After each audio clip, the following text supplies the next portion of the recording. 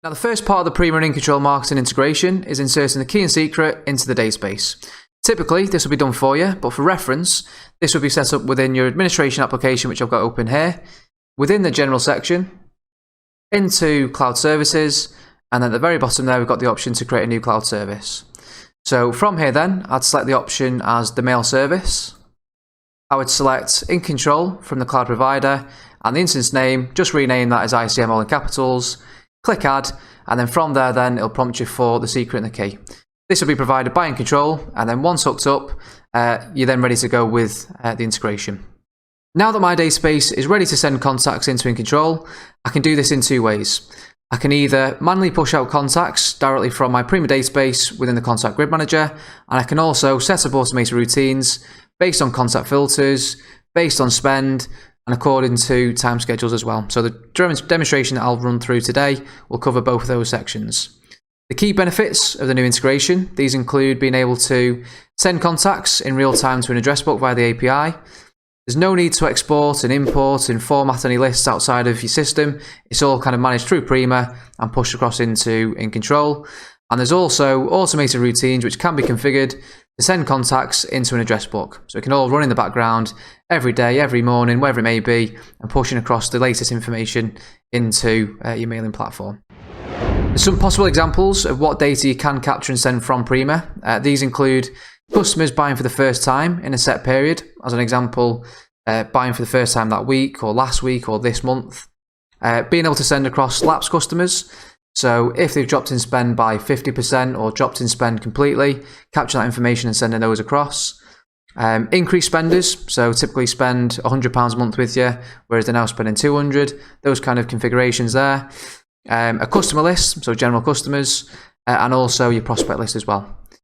Other options could include your local customers, so in your local town or region. Specific business groups or types, so sending across all contacts within the school sector, or sending all contacts within the medical, sending those across, and also utilising your own bespoke classifications within your marketing section, such as prospects for a current supplier such as Lyrico or Viking. So capturing those contacts and pushing those across from Prima into your InControl marketing address books. So as you can see, there's many potential address books and campaigns you could be running, and Prima is used to capture all that information in terms of the contacts, and then the campaigns are all run neatly from your InControl marketing platform. So on to the demonstration point then. So to actually manually push out contacts from Prima into InControl marketing, this will be done through your Prima client. So I'll switch onto my live screen now. And from here, where you would go is into the company module and into the Contact Grid Manager just here. So click into there. And from here now, you'll be faced with some filters. So these filters, as you can see, there's plenty of them to utilise. So the most simple could be the company type of all customers or all prospects. So from here, you can define exactly what contacts you're capturing in this section and what you're going to be sending across to InControl. So effectively, all you're doing here is filtering based on what you're looking for. So are you wanting to send across all customers? Are you looking for prospects? Are you looking for contacts for a certain account manager, certain business group? So as you can see, there's plenty of different filters you can use. We do have a webinar based on the CRM queries here, but this section, just for reference, is based on spending patterns. So if I just quickly jump into there and just show you a few example queries, these can include companies buying for the first time. So if you want to find all new business last week, in the last month, you can enter in that information. And there's also then lapsed accounts and increased spenders in these other queries here as well. But as I mentioned, there is a specific webinar based on these queries here that you can look at as well. So from there now, what I'm going to do just for this demonstration is I'm going to find all customers, they're the primary contact within that business, and I'm going to run a search based on that. So from here now, I've run a search on the customers where it's a primary contact, and on my test database, I've got 13 results that are returning. So in my result tab now, I can see these are the 13 contacts, which as now I'll be attempting to push across to InControl marketing. Bearing in mind, if I scroll across to the right here, If there's no email address against the contacts, these won't go through. So as of right now, if I just wanted to send across all the rest of them, it would only send 10 out of the 13 contacts to InControl. You don't have to send all 10 through to InControl. It could be the case there where you're looking at that and thinking, well, actually, I spoke to the majority of those customers and I don't want to send this latest promotion through to them or whatever it may be. So it could be the case that from here you want to refine your search further. So I can say, well, actually, I just want to send it through to these 3. So I can highlight the ones that I'm wanting to remove the records from the grid, and I'm just left now with 3 that I'm going to push across to InControl. So as you can see, Jermaine Defoe, John Smith and Graham Gully, these are going to be sent through now to my InControl marketing platform. In the Change tab, I can jump into here, and I've then got the option at the very bottom left to send contacts to an address book. So I tick that, and then from here then, and based on the API, this is then pulling through all of your address books from your InControl marketing platform. So if you're wanting to create a new one, so a customer list or newsletter list or whatever it may be, that would be done from InControl marketing. And then from here then, from Prima's point of view, we can then pick from the lists that are already set up in InControl marketing. So just for this testing purpose in the demonstration, I'm going to push those into the lapsed customers. So that address book I've selected from the list, I'll then hit apply, and that's then pushing through 3 contacts into the lapsed customers address book. So in its simplest form, that's the way of sending across manually contacts from Prima into InControl via the Grid Manager.